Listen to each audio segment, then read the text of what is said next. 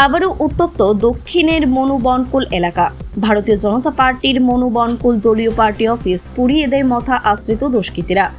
17 April থেকে গোটা এলাকা জুড়ে নৈরাজ্য এবং হিংসার বার্তাবরণ ও বিজেপি কর্মীদের মারধর, সম্পদ নষ্ট করা সহ একাধিক অসামাজিক কাজকর্ম চালিয়ে যাচ্ছেন বলে অভিযোগ করছেন মনুবনকুল বিজেপি কর্মী সমর্থকরা। সোমবার গভীর রাতে পুলিশি পহরার পরও কিভাবে দলীয় কার্যালয় পুড়িয়ে দেয় মথা আশ্রিত দুষ্কৃতীরা, এই ঘটনাকে কেন্দ্র করে সোমবার রাত থেকেই গোটা এলাকা জুড়ে তীব্র আতঙ্কের পরিবেশ সৃষ্টি হয়েছে। মঙ্গলবার সকালে স্থানীয় বিজেপি নেতৃত্বরা ঘটনাস্থলে পৌঁছান। অভিযোগ করেন এই ঘটনার সঙ্গে যুক্ত রয়েছেন মথা দলের দুষ্কৃতীরা। স্থানীয় বিজেপি কর্মী সমর্থকরা দাবি করেন এখন থেকে পাল্টাপাল্টি শুরু হবে, ছাড় দেওয়া হবে না কাউকেই।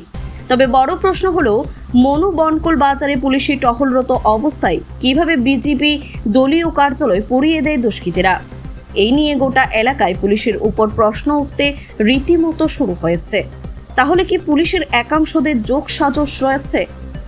মঙ্গলবার সকালে মনুবনকুল মণ্ডল সভাপতি বিপুল ভৌমিক এবং বিধায়ক মাইলাফু মক সহ জনজাতি মোর্চার নেতৃত্বরা ঘটনাস্থলে পৌঁছান। তাদের অভিযোগ, এই ঘটনার সঙ্গে যুক্ত মথা দলের আশ্রিত দুষ্কৃতীরা। তারা আরও অভিযোগ করেন, মথা দলের নেতৃত্বদের উস্কানিতে দলের কর্মীরা রাতের আধারে এই ধরনের ঘটনা গোটা মনুবনকুল জুড়ে চালিয়ে যাচ্ছে।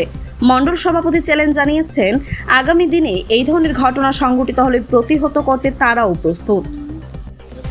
আপনারা অবগত আছেন, গত 17 তারিখ যখন স্বশাসিত জেলা পরিষদের সেখানে রেজাল্ট ঘোষণা হয়েছে, এরপর থেকেই আমরা পুরা রাজ্যব্যাপী দেখছি যেসব এডিসি সেক্টর রয়েছে সেখানে যারা প্রথম অবস্থায় আমরা দেখেছি যারা সাধারণ মানুষ ছিল, ভারতীয় জনতা পার্টির কার্যকর্তা ছিল, তাদের উপর কী ধরনের অকথ্য অত্যাচার, বাড়িঘর হামলা, ফোনে হুমকি, সেখানে পয়সা চাওয়া, সব কিছু চলছে।